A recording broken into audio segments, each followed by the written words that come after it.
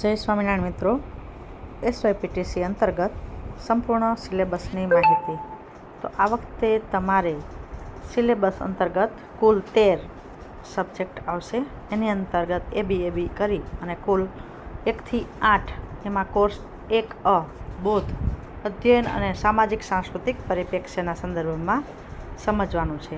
એને અનુક્રમણિકામાં જોઈએ તો કુલ 4 ટોપિક છે અને ટોપિક વાઇઝ એની સમજૂતી રહેશે. ત્યારબાદ આપણે જોઈએ તો કોર્સ 1B સ્વની સમજ અને શૈક્ષણિક દ્રષ્ટિબિંદુનો વિકાસ. એમાં કુલ 4 વિભાગ છે. તો વિભાગ 1 જનરલ રાઇટિંગ ટાસ્ક, પછી કાર્યશાળાઓ એટલે કે સેમિનાર, અને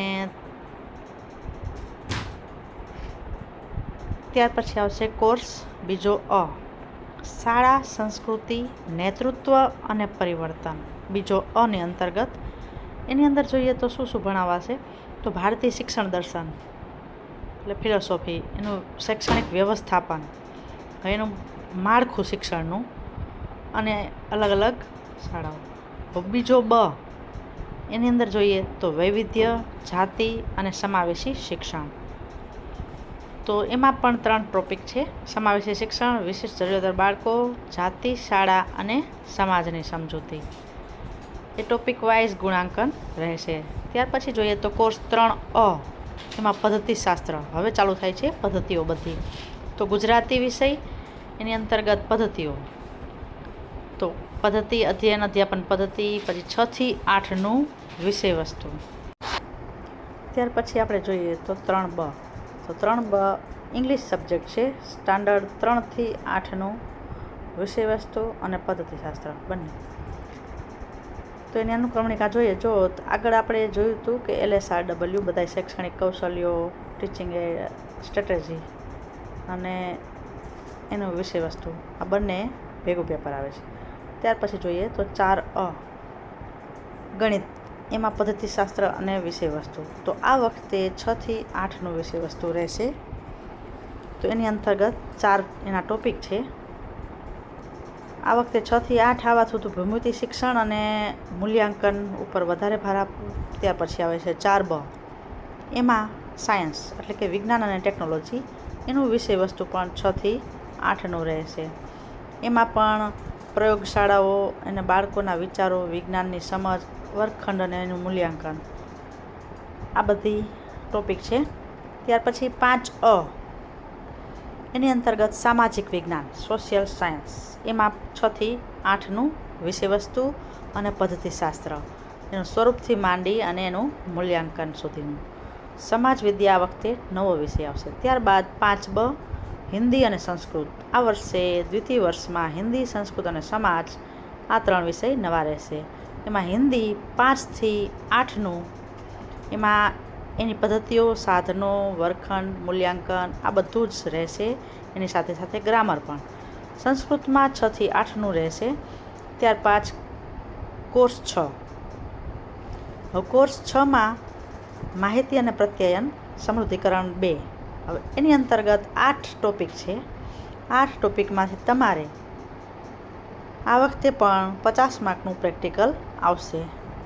એ પ્રાયોગિક પરીક્ષાનું માળખું છે તો ટેક્સ્ટ ડોક્યુમેન્ટ એટલે કે ગૂગલ ફોર્મનીમાં પછી ટેક્સ્ટ ડોક્યુમેન્ટના લખવાના બધા જ ટૂલ્સ છે એ શીખવાના છે. એના 15 ગુણ, સ્પ્રેડશીટના 15 ગુણ અને પ્રેઝન્ટેશનના 20 ગુણ એટલે કે PPT.